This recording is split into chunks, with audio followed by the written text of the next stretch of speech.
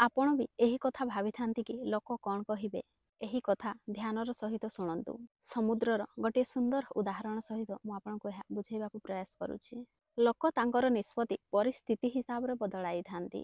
ଲୋକଙ୍କର କଥାରେ ନା ଅଧିକ ଉତ୍ସାହିତ ହେବାର ଅଛି, ଲୋକଙ୍କର କଥାରେ ନା ଅଧିକ ନିରାଶ ହେବାର ଅଛି।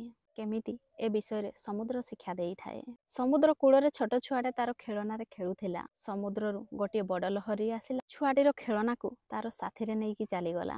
ଛୁଆଟିକୁ ବହୁତ ରାଗ ଆସିଲା। ଛୁଆଟି ସମୁଦ୍ର ବାଲିରେ ଲେଖିଦେଲା, ସମୁଦ୍ର ଚୋର ଅଟେ। ସେହି ସମୟରେ ଗୋଟିଏ ବୃଦ୍ଧା ବ୍ୟକ୍ତି ସମୁଦ୍ର କୂଳରେ ଚାଲୁଥିଲା। ସମୁଦ୍ରର ବଡ଼ ଲହରୀ ସହିତ ଗୋଟିଏ ଛୋଟ ବାକ୍ସଟେ ସେହି ବୁଢ଼ାର ପାଦ ପାଖରେ ଛାଡ଼ିକି ଗଲା। ସେହି ବୁଢ଼ା ବ୍ୟକ୍ତି ଯେତେବେଳେ ସେହି ବାକ୍ସଟିକୁ ଖୋଲିଲା, ସେଥିରେ ସୁନାରେ ଭର୍ତ୍ତି ଥିଲା। ବୃଦ୍ଧା ବ୍ୟକ୍ତି ଜଣକ କହିଲା, ସମୁଦ୍ର ତ ମହାନ ଅଟେ, ବିଶାଳ ହେବା ସହିତ ଦାନୀ ବି ଅଟେ। କିଛି ମାଛ ଧରାଳି ମାଛ ଧରୁଥିଲେ, ତାଙ୍କ ହାତକୁ ବହୁତ ସାରା ମାଛ ଆସିଗଲେ। ମାଛ ଧରାଳି ସମୁଦ୍ର ଉପରେ ଲେଖିଦେଲେ କି ସମୁଦ୍ର ଆମର ଅନ୍ନଦାତା ଅଟେ। ଗୋଟିଏ ବାଳକଟେ ସମୁଦ୍ରରେ ବୁଡ଼ିଗଲା, ଆଉ ତାର ମା ରାଗରେ ଆସିକି ସମୁଦ୍ର ବାଲିରେ ଲେଖିଦେଲା, ସମୁଦ୍ର ମୋ ପୁଅର ହତ୍ୟାକାରୀ ଅଟେ। କେତେଜଣ ଆସିଲେ, କେତେଜଣ ଗଲେ, ସମସ୍ତେ ତାଙ୍କର ମନର କଥା ଲେଖିଦେଇ ଗଲେ। କିଏ ଭଲ ଲେଖିଲା ତ କିଏ ଖରାପ ଲେଖିଲା। ସମୁଦ୍ର ଗୋଟିଏ ବଡ଼ ଝଟକାରେ, ଗୋଟିଏ ବଡ଼ ଲହରୀ ଦ୍ୱାରା ଯିଏ ଯାହା ବି କିଛି ଲେଖିଥିଲେ ସବୁ କିଛିକୁ ମିଟେଇ ଦେଲା।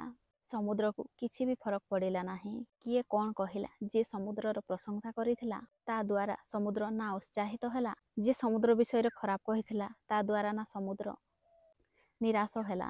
ଏହି ଶିକ୍ଷା ଆମ ମଣିଷକୁ ବି ନେବା ଉଚିତ। କିଛି ବି ତ ଲୋକ କହିବେ, କାରଣ ଲୋକଙ୍କର କାମ ଅଟେ କହିବା।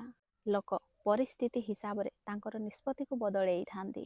ଲୋକଙ୍କ କଥାରେ ଆପଣ ନା ଅଧିକ ଉତ୍ସାହିତ ହୁଅନ୍ତୁ, ଲୋକଙ୍କ କଥାରେ ନା ଅଧିକ ନିରାଶ ହୁଅନ୍ତୁ। ଏହି ଶିକ୍ଷା ଆମକୁ ସମୁଦ୍ର ଠାରୁ ନେବା ଉଚିତ।